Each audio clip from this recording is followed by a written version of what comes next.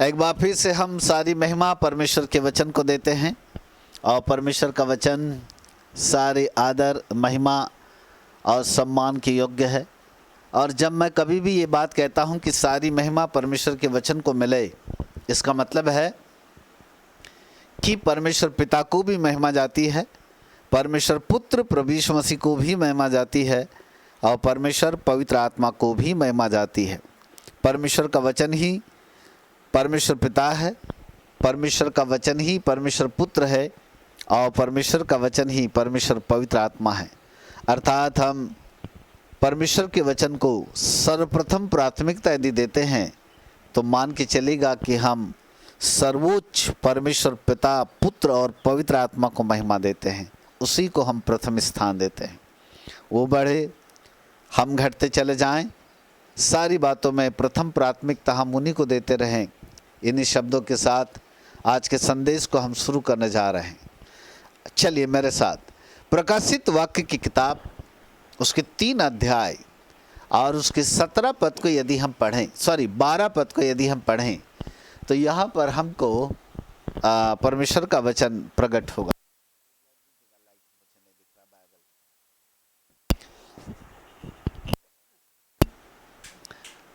और जल्दी से कोई पढ़ेंगे प्रकाशित वाक्य की किताब, उसका 3 अध्याय उसका 12 पद। जो जय पाए उसमें मैं अपने परमेश्वर के मंदिर में एक खंभा बनाऊंगा। हाँ, और वह फिर कभी बाहर ना निकलेगा। हाँ, और मैं अपने परमेश्वर का नाम और अपने परमेश्वर के नगर अर्थात नए यरूशलेम का नाम जो मेरे परमेश्वर के पास से स्वर्ग पर से उतरने वाला है और अपना नया नाम उस पर लिखूंगा। Praise God, hallelujah. जिसके सुनने के कान हो सुन ले कि आत्मा कलीसिया से क्या कहता है। प्रकाशित वाक्य का लिखने वाला प्रभु का दास यूहन्ना, प्रेरित यूहन्ना, प्रभु यीशु मसीह के द्वारा दिखाए गए दर्शन के अनुसार और साथ ही साथ बताए गए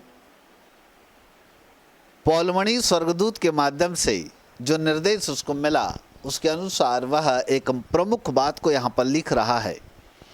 वो कहता है जो जय पाए उसे मैं अपने परमेश्वर के मंदिर में एक खंभा बनाऊंगा और वह फिर कभी बाहर न निकलेगा, और मैं अपने परमेश्वर का नाम और अपने परमेश्वर के नगर अर्थात नए यरूशलेम का नाम और अपना नया नाम उस पर लिखूंगा। हालेलुया। यीशु मसीह कलीसिया से कह रहा है, और जो बात प्रभु यीशु मसीह कलीसिया को संबोधन कर रहा है उस बात को परमेश्वर का दास प्रेरित यूहन्ना प्रकाशित वाक्य की किताब में लिख रहा है। अर्थात जो बातें कलीसिया के लिए लिखी जा रही है, इसका मतलब है कि वो बातें मेरे और आपके लिए लिखी जा रही है। अर्थात इन दिनों में परमेश्वर अपने स्वर्गदूत के माध्यम से जिस बात को प्रकाशित वाक्य में यूहन्ना प्रेरित के द्वारा लिखा गया, वो बात वर्तमान समय में हम सबों के लिए है।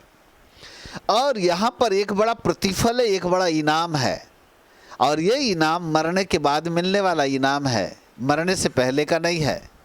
परंतु जब एक विश्वासी व्यक्ति शरीर को त्याग कर ऊपर चला जाएगा, उस समय के लिए इन बातों को वह लिख रहा है। वो कह रहा है, नंबर 1, जो जय पाए उनके लिए बात हो रही है। जो विजय प्राप्त करेगा उनके लिए बात हो रही है। कौन विजय प्राप्त करेगा, कौन नहीं करेगा, उसके लिए यहाँ पर चर्चा हो रही है। 3 बातों के ऊपर हमको विजय प्राप्त करना होगा। कलीसिया का नाम ही है अधोलोक के फाटक, उसके ऊपर कभी प्रबल न होने पाए। यदि कलीसिया के ऊपर अधोलोक के फाटक प्रबल हो गए तो वो कलीसिया नहीं रही। इसका मतलब है अधोलोक के फाटकों के ऊपर उसको विजय प्राप्त करना होगा। और ये अधोलोक के जो फाटक है ये 3 बातों को दर्शाते हैं। नंबर 1 पाप, नंबर 2 संसार और नंबर 3 शैतान। 3 चीजें ऐसी है जिसके ऊपर कलीसिया को विजय प्राप्त करना है, विजय प्राप्त करना है। हालेलुया। 3 बातें कौन कौन सी है? नंबर 1 पाप, नंबर 2 संसार, नंबर 3 शैतान। 3 बातों के ऊपर विजय प्राप्त करना होगा कलीसिया को, अर्थात अधोलोक के फाटकों के ऊपर विजय प्राप्त करना होगा। और अधोलोक के जो फाटक पाप, संसार और शैतान को लेकर के आते हैं, और जब हम इन तीनों क्षेत्रों के ऊपर विजय प्राप्त कर चुके होंगे, तब यूहन्ना के द्वारा प्रभु यीशु मसीह एक बात को हमें दे रहा है, और वो कहता है कि मैं उसको खंबा बनाऊंगा, परमेश्वर के मंदिर में एक खंबा बनाऊंगा। देखिए अपने बाइबल को ध्यान से पढ़ेगा, वहां लिखा है उस व्यक्ति को परमेश्वर, उस व्यक्ति को प्रभु यीशु मसीह खंबा बनाएगा जो जय पाएगा, जय पाएगा, विजय प्राप्त करेगा। कितनी बातों के ऊपर? पाप के ऊपर, संसार के ऊपर और शैतान के ऊपर। यीशु मसीह ने कहा था मैं अपनी कलीसिया चट्टान पर बनाऊंगा और अधोलोक के फाटक उसके ऊपर कभी प्रबल न होने पाएंगे। अधोलोक के फाटक, ये जो अधोलोक के फाटक है, ये 3 बातों के आधार पर अधोलोक के फाटक बनाए गए हैं। पाप के आधार पर, संसार के आधार पर और शैतान के आधार पर। कलीसिया को चाहिए कि वह अधोलोक के फाटक के ऊपर विजय प्राप्त करे, अर्थात पाप, संसार और शैतान के ऊपर विजय प्राप्त करे। और जो विजय प्राप्त करेगा वो परमेश्वर के मंदिर में यीशु मसीह उसको खंबा बनाएगा, खंबा बनाएगा। हालेलुया, खंबा, खंबा है ना, खंबा बनाएगा। और मेरे ख्याल से मैंने कल एक हैंडबिल्स भेजा था और आपको एक मैसेज भेजा था। यदि आप जितने लोग ग्रुप में होंगे हमारे, तो वहाँ पर एक हैंडबिल्स आया होगा और वहाँ पर एक टॉपिक लिखा हुआ था, pillar of truth, pillar of truth, सत्य का खंबा, सत्य का खंबा। आज मैं आपको बताने वाला हूँ सत्य का खंबा। ये खंबा जिसको स्वयं प्रभु यीशु मसीह परमेश्वर के मंदिर में एक खंबे के रूप में नियुक्त करेगा, एक पिलर के रूप में नियुक्त करेगा। और फिर वहाँ लिखा है वो कभी बाहर नहीं निकलेगा, बाहर नहीं होगा। और उस खंबे के ऊपर 3 प्रकार का तीन नाम लिखे हुए होंगे। नंबर 1 परमेश्वर का नाम लिखा हुआ होगा, नंबर 2 पवित्र नगर यरूशलेम का नाम लिखा हुआ होगा, और नंबर 3 यीशु मसीह का नया नाम लिखा हुआ होगा। 3 नाम उस पिलर के ऊपर, उस खंबे के ऊपर लिखे हुए होंगे। और वो खंबा कौन होगा? वो खंबा वो व्यक्ति होगा जो जय पाएगा, जय पाएगा। क्या आप मेरी बात समझ रहे हैं? यदि आपको ऊंचा लग रहा है, आपको समझ से परे है, तो फिर आज मैं संदेश अपना चेंज कर देता हूँ। साधारण वाला संदेश दे सकता हूँ मैं। अंधा देखने लगा, लंगड़ा चलने लगा, बहरा सुनने वाले संदेश मेरे पास कम से कम 2 लाख के करीब करीब तो होंगे। तो ऐसे वाले संदेश यदि आप चाहेंगे तो फिर ऐसा संदेश देता हूँ मैं बदल सकता हूँ। यदि आपकी उत्तर प्रदेश में यदि कोई चीज़ प्रवेश नहीं कर पा रही है, तो फिर मुझे थोड़ा सा बहुत ही लो कैटेगरी के संदेश में जाना पड़ेगा। परंतु मेरी उम्मीद ये होती है, मेरी प्रयास ये होता है कि मैं वो बातें लोगों तक पहुंचाऊं जो बातें लोगों को पता नहीं है। यदि आमतौर पर लाखों करोड़ों प्रभु के भक्त लोग जो संदेश देते हैं, यदि वही संदेश मैं देना चालू कर दूं तो उनमें और हम में फिर अंतर नहीं रहेगा, है ना। हम वो चीज़ आप तक पहुंचाना चाहते हैं जो कभी किसी के कानों में नहीं पहुंची, जो कभी किसी ने कानों से नहीं सुना, जो कभी किसी के चित्त में नहीं चढ़ी, जो कभी किसी ने नहीं देखा। अद्भुत बात है। हालेलुया, बोलो यीशु प्रभु की। तो यदि आप इस संदेश को सुनना चाहते हैं तो अपने हाथ को ऊपर खड़ा करें और जोरदार ताली बजाकर परमेश्वर के वचन का स्वागत करें, परमेश्वर के वचन का स्वागत करें। मैं मायने नहीं रखता, मैं कुछ भी नहीं हूँ, I am nothing, I am zero हूँ, मैं कुछ नहीं हूँ। सर्वप्रथम सब कुछ यदि कुछ है तो वो है परमेश्वर का वचन, उसी को प्रथम प्राथमिकता देता हूँ मैं।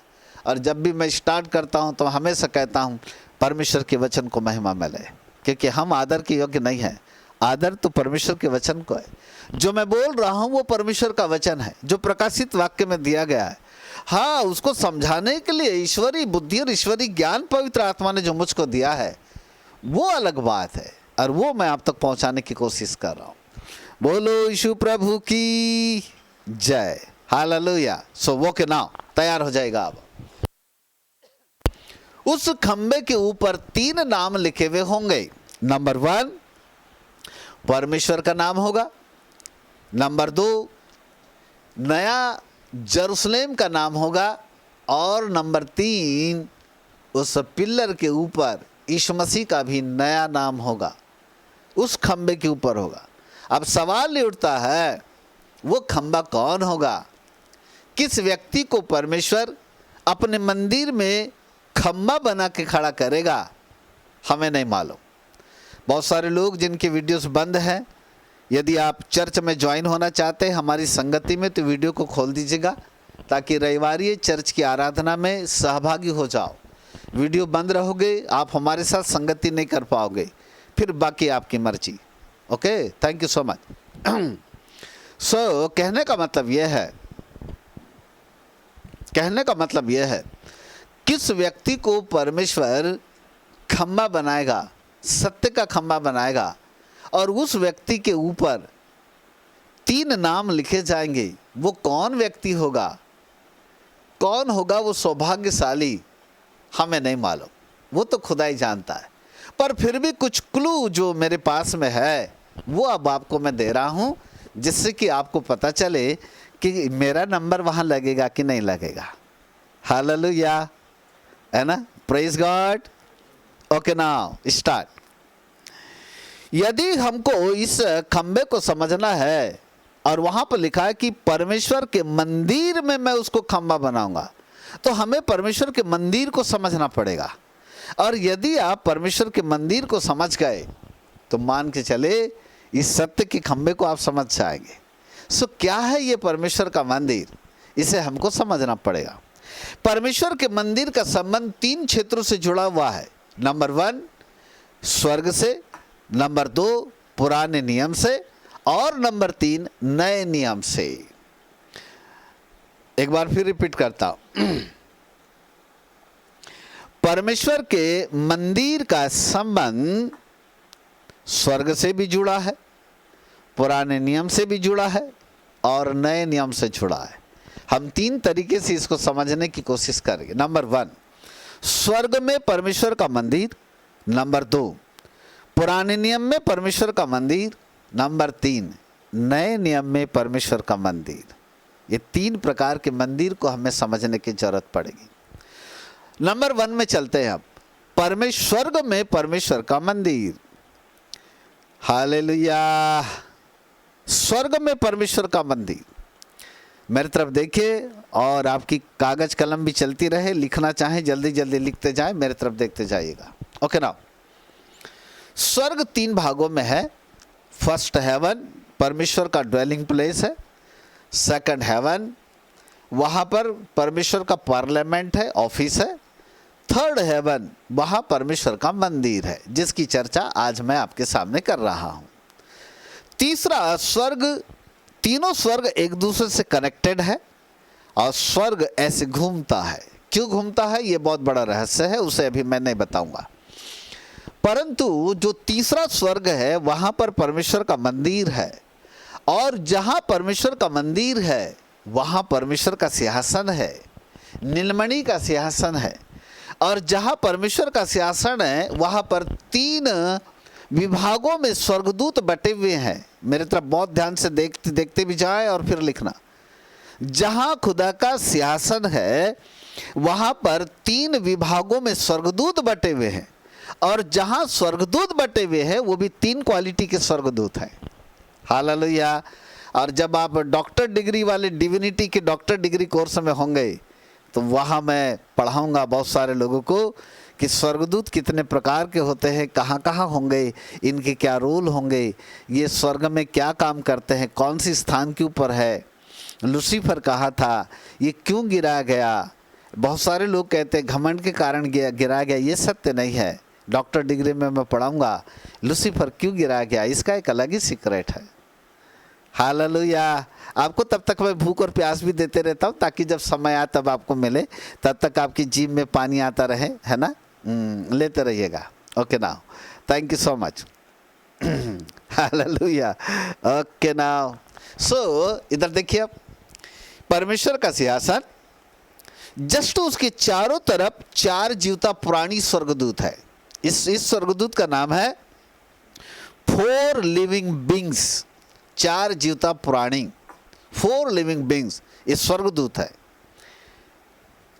लिख लिया। अब सेकंड पार्ट में देखिएगा। फिर जस्ट उसके बाद सेकंड सर्कल में 24 एल्डर्स एंजल है। 24 प्राचीन स्वर्गदूत जिसे कहा जाता है वो सेकंड सर्कल में है। और उसके बाद तीसरा सर्कल आता है, और तीसरे सर्कल में जो स्वर्गदूत है उनको कहते हैं लाखों लाख स्वर्गदूत, जिनकी गिनती लाखों करोड़ों की है। वो स्वर्गदूत आते हैं। अब देखिए 3 प्रकार के स्वर्गदूत हो गया। पहला स्वर्गदूत 4 लिविंग बींग्स, 4 जीवता प्राणी। दूसरा जो स्वर्गदूत है 24 एल्डर्स, अर्थात 24 प्राचीन स्वर्गदूत। और जो तीसरा सर्कल है वहां पर लाखों लाख स्वर्गदूत है जो अपने हाथों को उठाकर केवल और केवल परमेश्वर की आराधना करते हैं। हालेलुया। जो 4 लिविंग बींग्स हैं उसके पैर नहीं है, उसमें व्हील सिस्टम है। 24 एल्डर्स जो स्वर्गदूत है उसके भी पैर नहीं है, उनके भी व्हील है। परंतु जो लाखों करोड़ जो स्वर्गदूत है उनके पैर है, वो 2 पंख वाले स्वर्गदूत है। और ये 2 पंख वाले स्वर्गदूत अपने हाथों को खड़ा करके परमेश्वर की आराधना करते ही रहते हैं, करते ही रहते हैं, करते ही रहते हैं। 3 सर्कल है। अब समझ में आ गई बात? ओके ना, इधर देखिए, जहां परमेश्वर का सिंहासन है और जहां 4 जीवता प्राणी है, जब वो आराधना करते हैं, जब 4 जीवता प्राणी स्वर्गदूत आराधना करते हैं, परमेश्वर की प्रेजेंस यानी उसकी उपस्थिति वहां पर आ जाती है। खुदा की उपस्थिति वहां पर छा जाती है। नंबर 2, जब 24 एल्डर्स आराधना करते हैं, परमेश्वर की सामर्थ्य यानी पावर वहां पर आ जाता है। नंबर 3, जब लाखों लाख स्वर्गदूत परमेश्वर की आराधना करते हैं तो मानो स्वर्ग में परमेश्वर के लिए एक प्रोटेक्शन बन जाता है। प्रोटेक्शन यानी सुरक्षा बन जाता है। इसका मतलब है परमेश्वर के मंदिर में 3P सिस्टम है। 3P system. Number 1 presence, number 2 power, number 3 protection. 3P system. Presence परमेश्वर की उपस्थिति, पावर परमेश्वर की सामर्थ, प्रोटेक्शन परमेश्वर के लिए सुरक्षा। 3P सिस्टम के आधार पर परमेश्वर के मंदिर में आराधना होती है, आराधना होती है। बोलो यीशु प्रभु की जय। कोई नहीं जानता, कोई नहीं जानता। किसी किताबों में लिखा हुआ आपको कहीं नहीं मिलेगा, ओरिजिनल हमारा खुद का है। इसलिए कहीं पर ढूंढने की कोशिश मत कीजिएगा। कोई भी यूट्यूब, कोई भी फेसबुक के ऊपर, एनी बुक, वर्ल्ड की किसी भी बुक में आपको ये संदेश कहीं पर भी नहीं मिलेगा, ना रिकॉर्डेड ना लिखित, कहीं पर भी नहीं मिलने वाला है। क्योंकि ये चीज़ें किसी को पता ही नहीं है। आधा स व और ग में ऊपर एक रेफ जो होती है ना, स्वर्ग 2.5 अक्षर का, लोगों को उतना ही पता है। स्वर्ग में कितने विभाग है, कहाँ कहाँ है, स्वर्गदूत कितने प्रकार के, उनका कौन सा कार्यालय है, क्या काम करते हैं, 24 प्राचीन स्वर्गदूत क्या है, उनके क्या पावर है, उनकी क्या अथॉरिटीज है, नोबडी नोस, किसी को नहीं मालूम है। ये एक बहुत ही अद्भुत और अद्भुत और अद्भुत शिक्षाएं हैं जो समय समय के ऊपर, परंतु आज मैं टीचिंग के आधार पर तो दे रहा हूं, लेकिन अंत में मैं संदेश में आ जाऊंगा और फिर मैं वहां पर आपको जोड़ूंगा। सत्य का खंभा मेरा सब्जेक्ट है, सत्य का खंभा। परंतु जब तक मैं परमेश्वर के मंदिर को नहीं समझाऊंगा, आप सत्य का खंभा नहीं समझ पाओगे। इसलिए परमेश्वर के मंदिर को समझने की कोशिश करें। अभी हम स्वर्ग में हैं। स्वर्ग में परमेश्वर का जो मंदिर है वहां पर स्वर्गदूत तीन एरिया में 3 स्तर के ऊपर बैठ करके आराधना करते हैं। नंबर 1, जहां पर 4 जीवता प्राणी स्वर्गदूत जब आराधना करते हैं तो वहां परमेश्वर की प्रेजेंस बन जाती है, उसको कहते हैं महापवित्र स्थान। नंबर 2, देखिए धीरे धीरे मैं पुराने नियम में आने वाला हूं। उसको कहते हैं महापवित्र स्थान। जहां पर 24 प्राचीन स्वर्गदूत आराधना करते हैं उसको कहते हैं पवित्र स्थान। और जहां पर लाखों लाख स्वर्गदूत आराधना करते हैं, जहां परमेश्वर के लिए प्रोटेक्शन बन जाता है, उसको कहते हैं आंगन। आंगन आंगन court,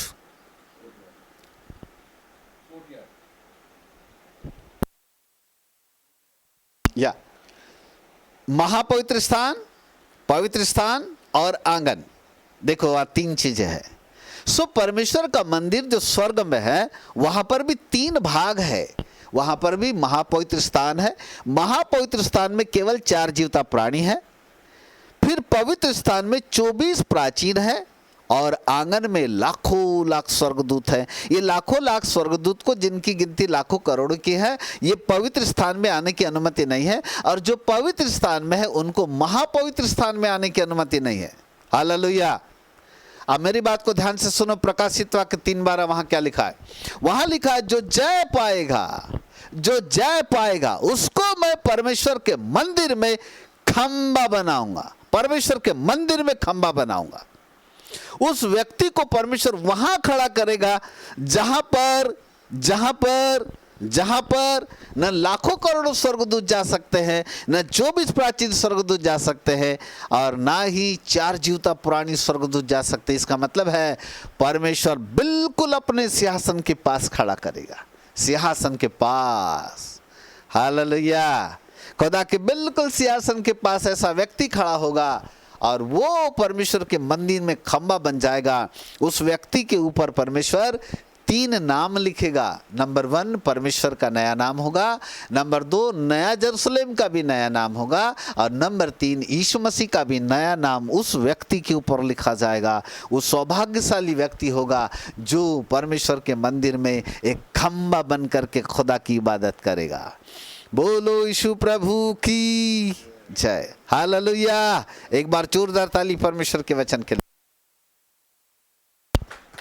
thank you so much. Hallelujah. Glory to Jesus. Now second point पे आता हूं मैं। अब ध्यान दीजिएगा। The old testament. सो पुराने नियम में परमेश्वर का मंदिर। पुराने नियम में परमेश्वर का मंदिर। पुराने नियम में इजरायलियों के लिए सबसे पहले मिलाप वाले तंबू के आधार पर आराधना चल रही थी। ये मिलाप वाला तंबू 40 साल तक बियाबान जंगल में चलता रहा। जब इजरायली लोग यरदन नदी पार करके प्रतिज्ञा के देश में प्रवेश करने की बारी आई, तब परमेश्वर ने मिलाप वाले तंबू के अस्तित्व को नष्ट कर दिया और वाचा का संदूक रहा। और उसके बाद परमेश्वर ने इजरायली लोगों के लिए एक मंदिर की स्थापना किया, और वो मंदिर था दाऊद के द्वारा बनाया जाने वाला मंदिर। परंतु सौभाग्य दाऊद के उतने अच्छे नहीं थे कि दाऊद ने अपने जीते जी उस मंदिर का निर्माण नहीं कर पाया। तब परमेश्वर ने कहा, मैं सुलेमान के द्वारा इस मंदिर का निर्माण कराऊंगा। और इजरायलियों के लिए परमेश्वर ने सुलेमान राजा के द्वारा एक मंदिर का निर्माण किया। उसमें भी 3 भाग थे। Listen me carefully. उसमें भी 3 भाग थे। महापवित्र स्थान, पवित्र स्थान और आंगन। और मजे की बात यह है, ध्यान से सुनो, एक और सीक्रेट बताता हूं। मजे की बात यह है कि जो मिलाप वाला तंबू था उसका द्वार भी पूर्व दिशा की ओर था। सुलेमान के द्वारा जो मंदिर इजरायलियों के लिए बना गया उसका भी दरवाजा पूर्व दिशा की ओर था। और स्वर्ग में भी जो परमेश्वर का मंदिर है उसका भी दरवाजा पूर्व दिशा की ओर है। पूर्व दिशा की ओर है। ध्यान से सुनिए, क्योंकि पूर्व दिशा की ओर एक फाटक पाया जाता है, गोल्डन गेट।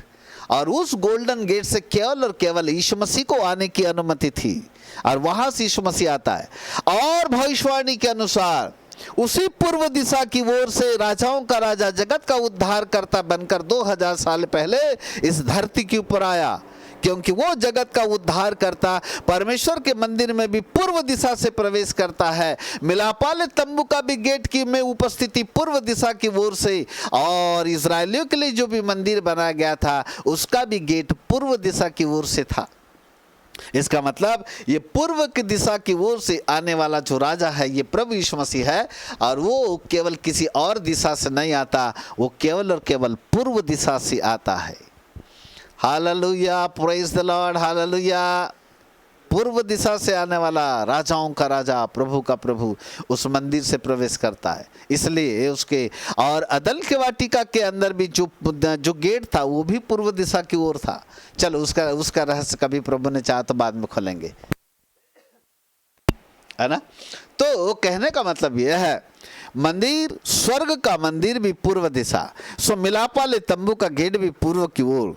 परमेश्वर के द्वारा इजरायलियों के लिए सुलेमान राजा के द्वारा बनाया जाने वाला मंदिर, उसका भी गेट जो था वो था पूर्व दिशा की ओर, और उसमें भी 3 भाग थे, महापवित्र स्थान, पवित्र स्थान, आंगन। लेवी लोगों के लिए आंगन में खड़े रहने की इजाजत थी, परंतु याजक लोग जो थे वो पवित्र स्थान में प्रवेश कर सकते थे, और महायाजक साल में एक बार केवल महापवित्र स्थान में प्रवेश करता था, ओनली एक बार। इजरायलियों के लिए भेंट चढ़ाने के लिए, इजरायलियों के लिए पाप बलि, अन्न बलि, होम बलि, मेल बलि वगैरह वगैरह जितने भी प्रकार की बलि हुआ करती थी, वो तमाम भेंट को याजक लोग पवित्र स्थान में चढ़ाते थे, और साल में एक बार, साल में एक बार, साल में एक बार महायाजक इजरायलियों के लिए पापों की क्षमा को लेकर के, पवित्र लहू को लेकर के, वह परमेश्वर की वेदी के ऊपर जहां वाचा का संदूक है और जहां प्रायश्चित का ढकना है, वहां पर लहू को लेकर के जाता था, और वहां पर अपने लहू को चढ़ाता था, वहां अपने लहू को चढ़ाता था, और बकरे और मेमने के लहू को वहां पर चढ़ाता था। इजरायलियों के लिए महायाजक वहां पर लहू को चढ़ाता था प्रायश्चित के ढकने के ऊपर, और उस लहू के द्वारा इजरायलियों के पापों को ढांप दिया जाता था। ये थी मंदिर के अंदर की जाने वाली क्रियाएं। परंतु महापवित्र स्थान में किसी अन्य व्यक्ति को प्रवेश करने की अनुमति नहीं थी। ये पुराने नियम में था। पुराने नियम के लोगों की आराधना इस सुलेमान के मंदिर में हुआ करती थी। यहाँ आराधना भी होती थी ताकि लोग जो है आंगन के बाहर का जो भाग हुआ करता था वहां पर अपने हाथों को खड़ा करके साज बाज के साथ, पूरे संगीत के साथ परमेश्वर की आराधना किया करते थे। इजरायली लोगों की आराधना 3 प्रकार से हुआ करती थी। नंबर 1 गीतों को गाए जाने के द्वारा, नंबर 2 पवित्र वस्तुओं की भेंट चढ़ाने के द्वारा, और नंबर 3 त्योहार मनाने के द्वारा। 7 प्रकार के त्योहार होते थे। जब जब इजरायली लोग इन 7 प्रकार के त्योहार को मनाते थे, मानो इनका त्योहार का मनाया जाना परमेश्वर की आराधना थी। नंबर 2 अपने पवित्र वस्तुओं की भेंट जब लेकर के आते थे, ये भी तरीका परमेश्वर की आराधना कहलाता था। और नंबर 3 खुद लेवी लोग गाते थे, उनके गाने वाला जो संगीत के साथ गाया जाना, ये भी खुदा की आराधना थी। और इस प्रकार से पुराने नियम के लोग जो थे, पुराने नियम के संत सुलेमान के मंदिर में परमेश्वर की आराधना किया करते थे। Hallelujah, praise the Lord, hallelujah. क्या मेरी बात यहाँ तक आपको समझ में आ गई है? क्या मैं आपके हाथों को देख सकता हूँ? Yes, okay okay okay. अब मैं आने वाला हूँ नए नियम का मंदिर। नंबर 1 स्वर्ग में मंदिर, जहां स्वर्गीय आराधना होती है स्वर्गदूतों के द्वारा। नंबर 2 पुराने नियम की आराधना, पुराने नियम के मंदिर में पुराने नियम के संतों की आराधना, जहां केवल और केवल लेवी को आंगन में, याजकों को पवित्र स्थान में और महायाजक को महापवित्र स्थान में प्रवेश करने की अनुमति हुआ करती थी। और वो वहां पर वे अपनी आराधना इस प्रकार से करते थे। नए नियम में परमेश्वर का मंदिर, नए नियम में परमेश्वर का जो मंदिर है वो है प्रभु यीशु मसीह के द्वारा बनाए जाने वाली कलीसिया, जिसे वास्तविक कलीसिया कहा जाता है। जिसे यीशु मसीह ने कहा, मैं अपनी कलीसिया पत्थर के ऊपर बनाऊंगा और अधोलोक के फाटक उसके ऊपर कभी प्रबल नहीं होने पाएंगे। वो कलीसिया, वो नए नियम का मंदिर है। नए नियम में कलीसिया को परमेश्वर का मंदिर इसलिए कहते हैं क्योंकि यहां पर भी तीन चीजें होती है। नंबर 1, वहां होती है परमेश्वर की उपस्थिति। नंबर 2, कलीसिया में होती है परमेश्वर की सामर्थ। नंबर 3, कलीसिया में होती है परमेश्वर का प्रोटेक्शन। 3P सिस्टम स्वर्ग से जुड़ा हुआ है। अंडरस्टैंड? जो 3P सिस्टम स्वर्ग में था, प्रेजेंस, पावर, प्रोटेक्शन, वही 3P सिस्टम मिलाप वाले तम्बू में भी था।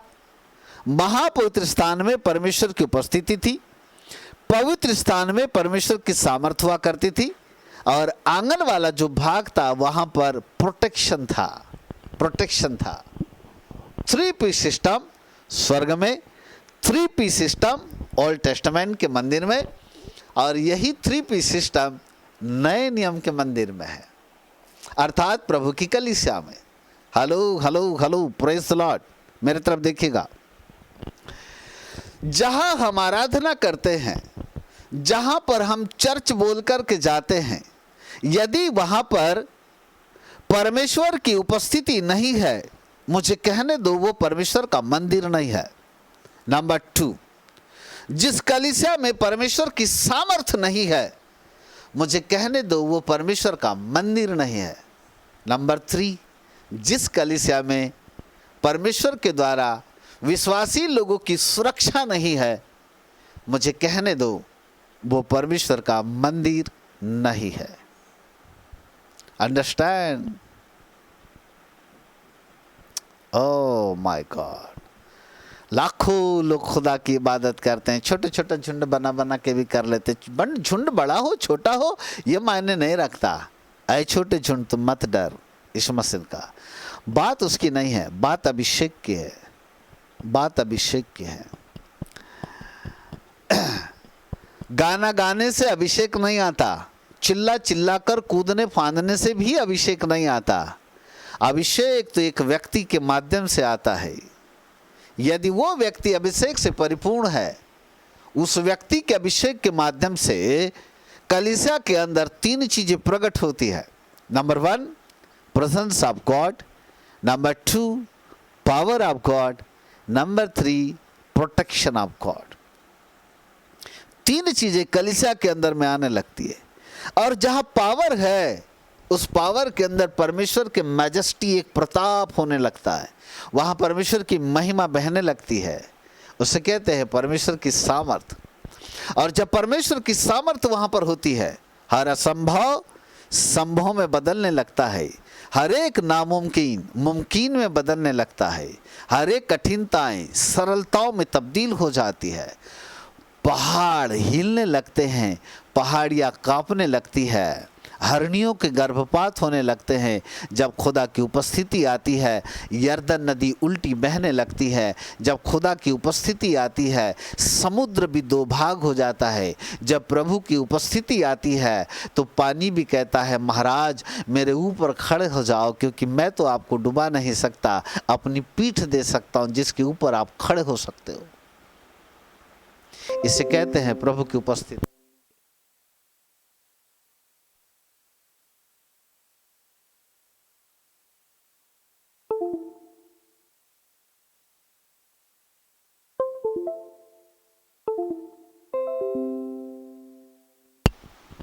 Praise God, hallelujah, in the name of Jesus. एक बार जोरदार ताली प्रभु के लिए। Thank you so much, hallelujah. परमेश्वर की कलीसिया को समझने की जरूरत है। कहीं पर भी कुछ भी हमने एक छोटा सा संदेश दे दिया, बाइबल को बगल में दबा लिया और एक दुआ करके क्या सरदर्द क्या निकल गया, अपने आप को तुर्रम खा समझ करके कलीसिया चलाने का दर्शन मिल गया, ऐसी कोई बात नहीं है। परमेश्वर की ओर से कलीसिया को चला जाने का मतलब है परमेश्वर के राज्य की स्थापना करना। और जिस परमेश्वर के राज्य की स्थापना के लिए मानो परमेश्वर एक व्यक्ति को अभिषेक देकर, दर्शन देकर के जब भेजता है, और वहां जब खुदा का राज्य तैयार होता है, उसके माध्यम से सैकड़ों चेलों का निर्माण होता है, लाखों हजारों चेले उसकी कोख से जन्म लेने लगते हैं, और परमेश्वर सैकड़ों और हजारों कलीसियाओं का निर्माण कराने लगता है, और उस व्यक्ति के माध्यम से मानो परमेश्वर एक बड़ी क्रांति को पैदा करता है, जिससे कि पूरे देश के अंदर एक माहौल पैदा कर दे, पूरे देश को वह उथल पुथल कर दे। उसके पास जो अभिषेक होता है, पूरे देश के लिए अभिषेक होता है, वो पूरे देश को उथल पुथल कर देता है। उसके संदेशों के द्वारा हजारों लोगों के जीवन परिवर्तित होने लगते हैं, क्योंकि वहां पर 3 चीजें होती है: प्रेजेंस, पावर, प्रोटेक्शन। उसका नाम कलीसिया है। हालेलुया।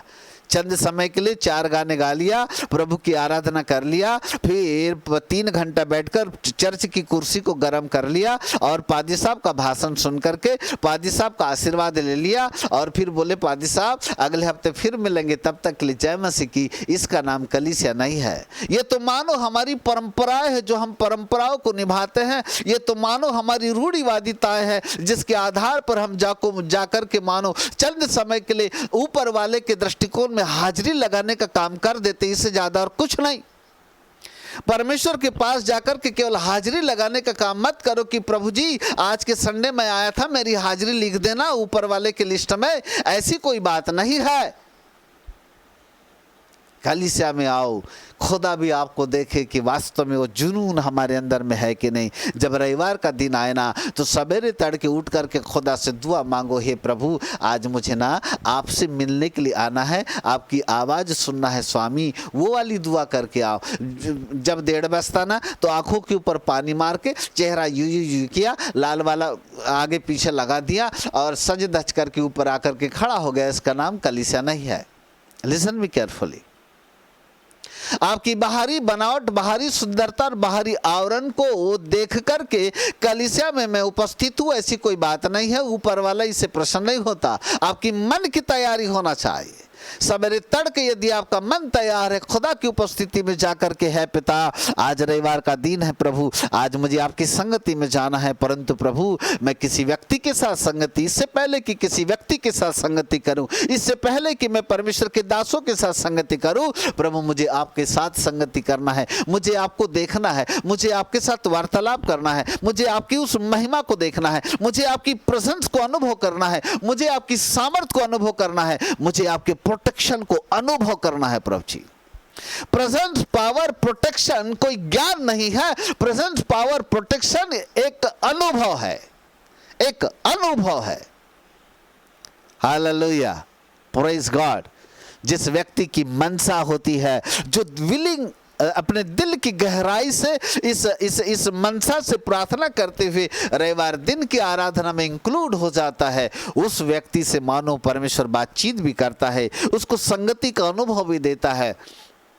तब उसके जीवन के अंदर 3 अनुभव आएंगे। आप बैठे बैठे भले ही आप कहीं पर भी हो, उड़ीसा में हो, झारखंड में हो, इंडिया में हो, नहीं पाकिस्तान में हो, नहीं अमेरिका में बैठी हुई, इससे कोई फर्क नहीं पड़ता। जहां तक मेरी आवाज सुनाई देगी वहां तक के अभिषेक बहता हुआ नजर आएगा। आप कहीं पर भी बैठे क्यों ना हो, परंतु वहां पर 3 चीजों का अनुभव आपके पास में होना चालू होना चाहिए। नंबर 1 परमेश्वर की उपस्थिति, नंबर 2 परमेश्वर की सामर्थ्य, नंबर 3 परमेश्वर का प्रोटेक्शन।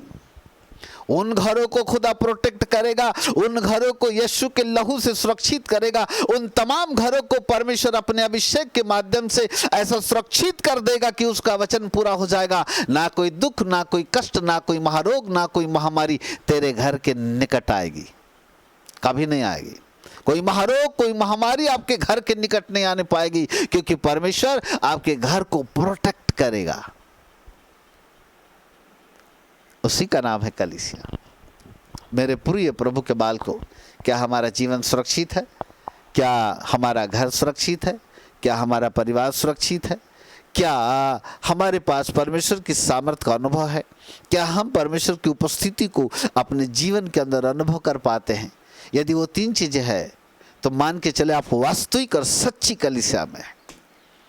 हालेलुया, बोलो यीशु प्रभु की जय। Praise God, hallelujah. एक बार जोरदार ताली प्रभु के लिए।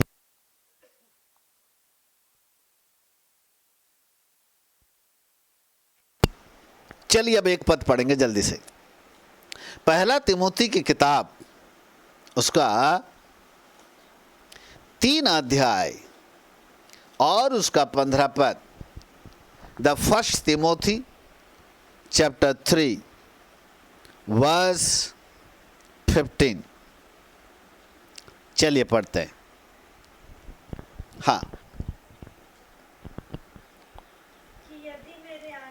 Mic mic mic mic mic.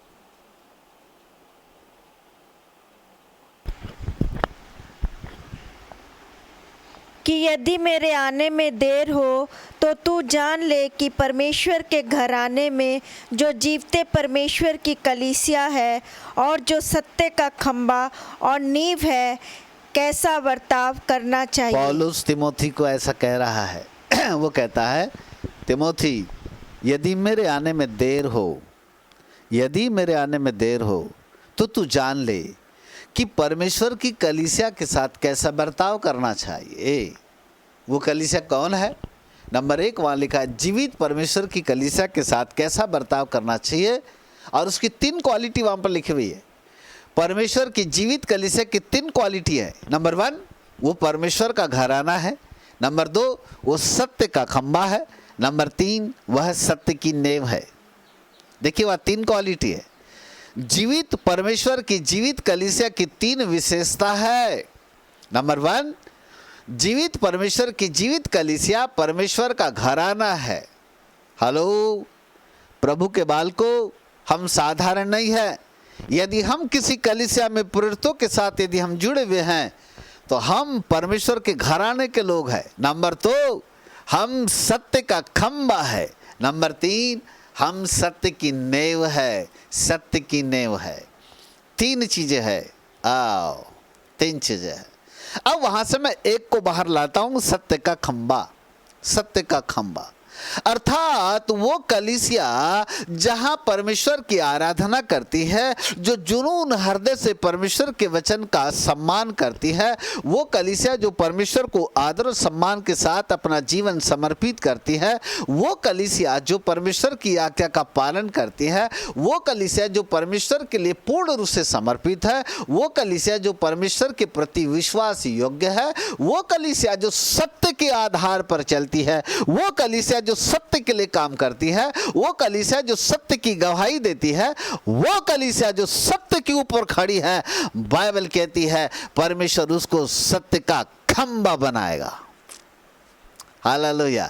वो सत्य का खंबा होगा। और जो व्यक्ति धरती के ऊपर परमेश्वर के दृष्टिकोण में धरती की कलीसिया में सत्य का खंबा बन जाएगा, मेरा परमेश्वर उस व्यक्ति को जो जय पाएगा, स्वर्ग में भी परमेश्वर अपने पवित्र मंदिर में सत्य का खंबा बना करके खड़ा कर देगा।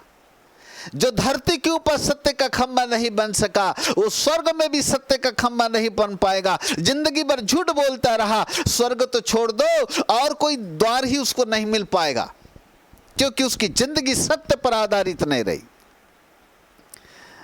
आओ हम नए नियम में सत्य का खंबा बन जाए।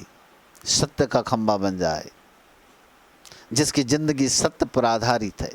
और सत्य का खंबा, सत्य की नींव, और सत्य परमेश्वर का घराना।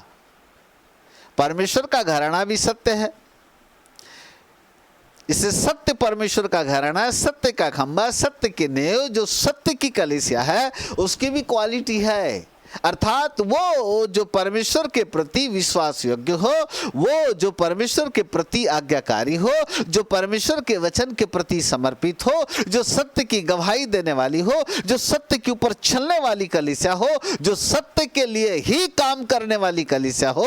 ऐसी कलीसिया को, अर्थात ऐसे व्यक्ति को परमेश्वर धरती के ऊपर सत्य का खंबा बनाएगा, सत्य की नींव बनाएगा, सत्य के परमेश्वर का घराना बनाएगा, अर्थात सत्य का खंबा बनाएगा, और जिस व्यक्ति को परमेश्वर धरती के ऊपर सत्य का खंभा बनाएगा, उस व्यक्ति को परमेश्वर ऊपर वाले मंदिर में भी सत्य का खंभा बना के खड़ा कर देगा। और उस व्यक्ति के ऊपर 3 नाम लिखे जाएंगे। नंबर 1 परमेश्वर का नया नाम, नंबर 2 नए यरूशलेम का नया नाम, और नंबर 3 यीशु मसीह का भी नया नाम उस व्यक्ति के ऊपर लिखा हुआ होगा। कितना सौभाग्यशाली होगा वो व्यक्ति, जो व्यक्ति परमेश्वर के मंदिर में सत्य का खंभा बन करके खड़ा रहेगा। मेरे प्रिय प्रभु के बालकों, इनाम पाने के लिए तो दौड़ते मर सभी है। जब हम है ना कोई प्रतियोगिता में होते हैं, कि स्कूल की प्रतियोगिता में, दौड़ प्रतियोगिता में होते हैं, तो बड़ी कोशिश करते हैं कि मैं फर्स्ट आ जाऊँ, मेरे को अच्छा मेरा पहला नंबर लगे तो मुझको इनाम मिले, अच्छा इनाम मुझको मिले। हम सब लोग दौड़ते हैं, कोई भी प्रतियोगिता हो, हर एक व्यक्ति सोचता है कि मुझको इनाम मिले। लेकिन एक प्रश्न मैं आपसे पूछना चाहता हूँ, जब हम ऊपर जाएंगे तो क्या हमारे पास वो जिज्ञासा है कि मुझको वहाँ जाके कोई इनाम मिले? बहुत सारे इनाम हैं, उनमें से एक इनाम ये भी था, सत्य का खंभा। क्या हमारे पास वो जिज्ञासा है, वो प्रेरणा है, क्या उसको प्राप्त करने की एक ललक हमारे अंदर में है कि प्रभु जब मैं ऊपर जाऊं तो मुझको भी कोई इनाम मिले? और यदि वो ललक चाहिए, अपने जीवन को प्रभु के लिए समर्पित करो। सत्य का खंभा उसे कहते हैं जो सत्य के लिए काम करे, सत्य की गवाही दे और सत्य में ही चलना सीखे। यूहन्ना ने कहा, मैं सत्य की गवाही देने के लिए आया हूँ। यूहन्ना बपतिस्मा दाता। यीशु मसीह ने भी कहा, मैं सत्य की गवाही देने के लिए आया हूँ, ताकि मैं सच्चाई का प्रचार करूँ। उस सत्य की गवाही देने, सत्य का काम करने के लिए यीशु मसीह आया। पहला यूहन्ना, दूसरा यूहन्ना, तीसरा यूहन्ना, होमवर्क दे रहा हूँ, घर में जाके पढ़ना। 1 जॉन, 2 जॉन, 3 जॉन। सत्य की तीनों क्वालिटी वहीं मिलेगी आपको, 2 जॉन में मिल जाएगी। सत्य के लिए चलना, सत्य में चलना, सत्य के लिए काम करना, सत्य के लिए गवाही देना, सत्य की ही गवाही देना, तीनों क्वालिटी आपको दूसरे यूहन्ना में मिलेगी। Hallelujah, praise the Lord. कौन धरती के ऊपर परमेश्वर के राज्य के लिए, सत्य के लिए काम करेगा? जो सत्य में चलेगा, सत्य की गवाही देगा। और जो व्यक्ति सत्य की गवाही देगा, सत्य में चलेगा, सत्य के लिए काम करेगा, वो सत्य की कलीसिया बनाएगा। और जो सत्य की कलीसिया बनाएगा, वो परमेश्वर का जीवित घराना होगा, और वो सत्य का खंभा भी होगा, और वही सत्य की नींव भी होगी, जहां पर 3 चीजें प्रकट हो जाएगी। Number 1 presence of God, power of God, protection of God. 3P system काम करेगा। Presence, power, protection, 3P system आपके साथ होगा। मेरे प्रिय प्रभु के बालकों, प्रभु आपकी समझ को खोले और पवित्र आत्मा आपको समझने की सद्बुद्धि दे। सत्य का खंभा परमेश्वर उस व्यक्ति को बनाएगा जो व्यक्ति सत्य के लिए काम करेगा, सत्य की गवाही देगा, सत्य में ही चलेगा। वो सत्य का खंभा बन जाएगा। बड़ा सौभाग्यशाली होगा वो जो परमेश्वर के मंदिर में भी खंभा बन करके रहेगा। नमक का खंभा नहीं जो लूत की पत्नी बनी थी, सत्य का खंभा, चलता फिरता खंभा होगा ये। परमेश्वर के मंदिर में ही रहा करेगा, वहां से कभी हटेगा नहीं। एक पुजारी को देखो, पुजारी जो होता है ना मंदिर वाला हिंदुओं का, वो वहीं रहता है, भगवा कपड़ा पहनकर वहीं एक आरती लेकर के बैठा रहता है। जितने भी लोग आते उनकी फूल माला, उनका नारियल पानी लेकर के फिर अंदर जाता है, खुद ही पूजा पाठ करता है, जितनी भेंट में आए सब माल जेब के अंदर रख लेता है कि नहीं? ऐसे ही परमेश्वर आपको भी सत्य का खंभा बनाएगा, मतलब पुजारी। वाह, जितने भी स्वर्गदूतों की भेंट आएगी, एक पुराने नियम और नए नियम के संतों की भेंट आएगी ना, वो सब उसी व्यक्ति के पास आएगी जो सत्य का खंभा बन करके रहेगा, ताकि वो उन तमाम भेंटों को परमेश्वर की वेदी के ऊपर चढ़ाने का काम करेगा। उसे कहते हैं सत्य का खंभा, जो बिल्कुल परमेश्वर के सिंहासन के पास होगा, वहाँ होगा। उसके पास परमेश्वर की उपस्थिति भी होगी, परमेश्वर की सामर्थ्य भी होगी और परमेश्वर की सुरक्षा भी होगी। तीनों उसके पास होगा। मेरे प्रिय प्रभु के बालकों, परमेश्वर की जो जीवित कलीसिया है, सत्य के ऊपर चलना सीखे, ताकि परमेश्वर उसको सत्य का खंभा बनाए, परमेश्वर आपकी बुद्धि को खोले, समझने की शक्ति दे, पवित्र आत्मा आपके साथ रहे और आपको सत्य में स्थिर रखने की कोशिश करे, ताकि आप सत्य में चले, सत्य की गवाही दे और सत्य के लिए काम करें। और उस अभिषेक के साथ, जिस अभिषेक के साथ हम भारत बदलने की बात कर रहे हैं, यदि आप भारत बदलने के लिए मनसा रखोगे, परमेश्वर आपको अभिषेक देगा। वहाँ पर परमेश्वर की प्रेजेंस भी होगी, पावर भी होगी, प्रोटेक्शन भी होगा। आप आगे बढ़ते जाओगे, खुदा आपके आगे आगे चलेगा, परमेश्वर आपके साथ काम करेगा, ना केवल धरती के ऊपर वरन ऊपर, वहाँ भी प्रभु आपके साथ काम करेगा। आइए हम प्रार्थना करें। Thank you so much, God bless you.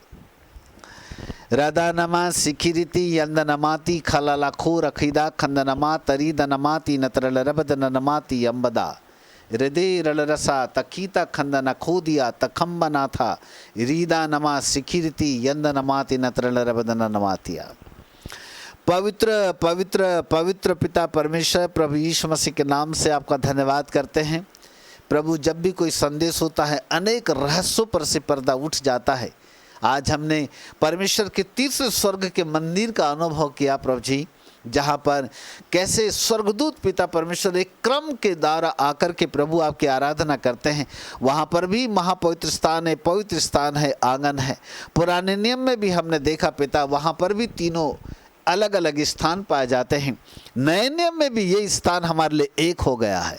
पिता परमेश्वर, प्रभु यीशु मसीह ने अपनी मृत्यु के द्वारा आंगन, पवित्र स्थान और महापवित्र स्थान तीनों को एक कर दिया। उसकी मृत्यु के द्वारा वो पर्दा जो आम मनुष्यों को महापवित्र स्थान तक जाने से रोक रहा था, उसको यीशु मसीह ने अपनी मृत्यु के द्वारा फाड़ दिया, नष्ट कर दिया, ताकि हम सब लोग उस महापवित्र स्थान में प्रभु जी प्रवेश कर सकते हैं। और यदि हम सब लोग उस महापवित्र स्थान में परमेश्वर के शासन के निकट प्रवेश कर सकते हैं, तो खुदा बाप आप हमको सत्य का खंबा बनाइएगा।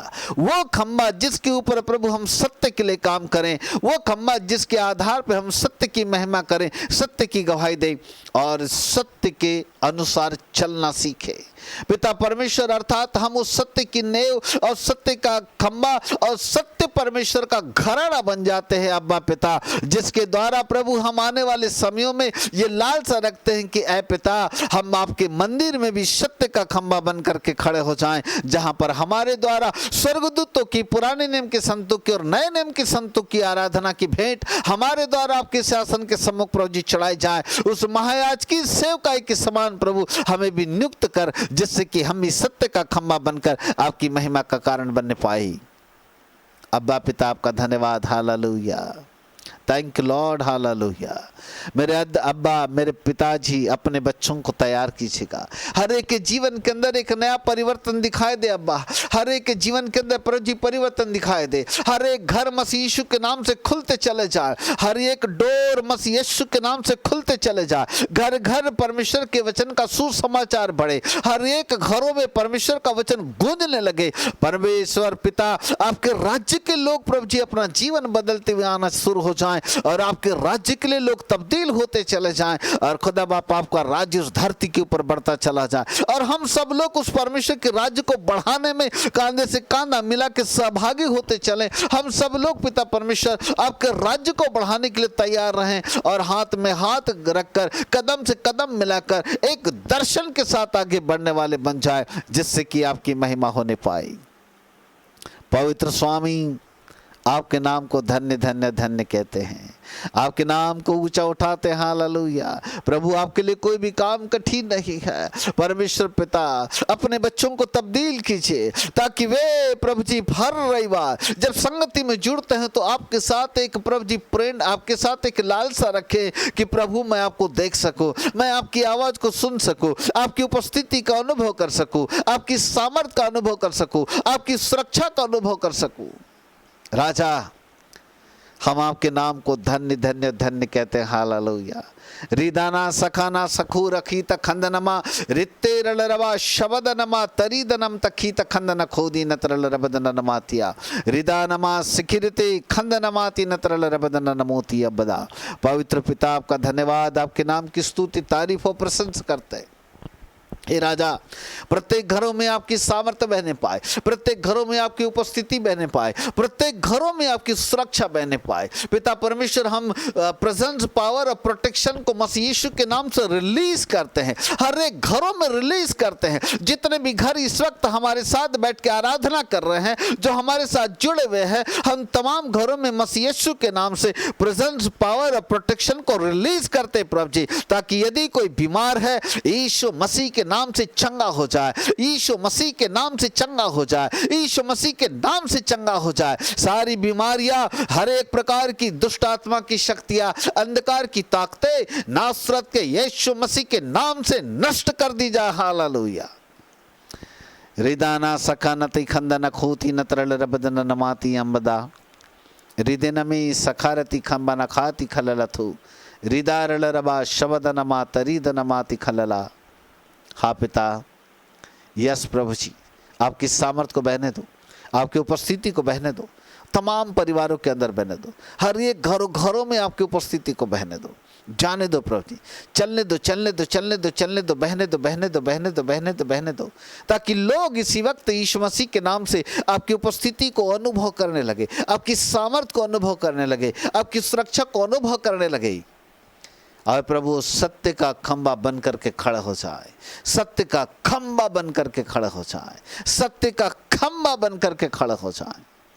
मैं छुटकारे की घोषणा करता हूँ। हालेलुया। प्रभु, मैं चंगाई की घोषणा करता हूँ। जो लोग बीमार है उनके लिए चंगाई की घोषणा करता हूँ। जो अंधकार के वश में है, जो गुलामी का जीवन जी रहे, जो दुष्टता के प्रभाव में है, उनके लिए मैं छुटकारे की घोषणा करता हूँ। तमाम बीमारियां, तमाम बुखार, हर प्रकार की परेशानी, समस्या यीशु मसीह के नाम से नष्ट कर दी जाए। हालेलुया। हा हा हा हालेलुया, हा हा हा हालेलुया, हा हा हा हालेलुया, हा हा हा हालेलुया, हा हा हा हालेलुया, आहा हा हालेलुया, हा हा हा हालेलुया, आमीन। पवित्र स्वामी, आपके नाम को धन्यवाद देते हैं, आपके नाम की तारीफ करते हैं, आपके वचन के लिए धन्यवाद, जो हमारे लिए एक इनाम के लिए भविष्यवाणी स्वरूप लिखा गया। पिता, हम आपके वचन का आदर करते हैं, उस वचन को हम अपने जीवन के अंदर लेते हैं प्रभु जी, ताकि वो हमारे लिए हो जाए। पिता परमेश्वर, आपका धन्यवाद करते हैं। आने वाले समय में हम यहाँ में से बहुतों को सत्य का खंभ के रूप में देखना चाहते हैं, ना केवल धरती के ऊपर वरन स्वर्ग में भी। पिताजी, हम आपके नाम को धन्य कहते हैं, आदर, सम्मान, महिमा सब कुछ आपको देते हैं। मैं महबंत मसीह यीशु के नाम से मांगते हैं, ग्रहण करो पिताजी। आमीन और आमीन। बोलो यीशु प्रभु की।